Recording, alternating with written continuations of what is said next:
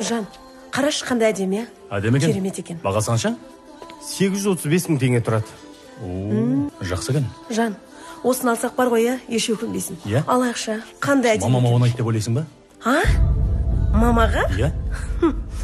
Жоқ, мамаға болмайды. Жақсы жүз таңдап берші мамама. Көптен бері бір сыйлық жасағым келіп жүреді. Мамаға ма?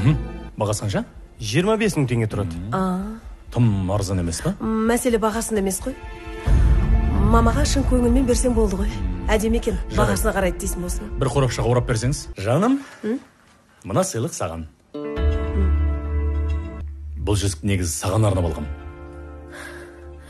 25 мың теңгенің жүзігін маған әкеп тұрсың ба? Иә, Мамаға деп едің ғой. сен де мамасың.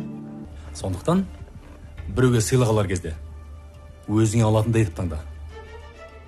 Біреуге не істесең, алдыңа сол келер деген.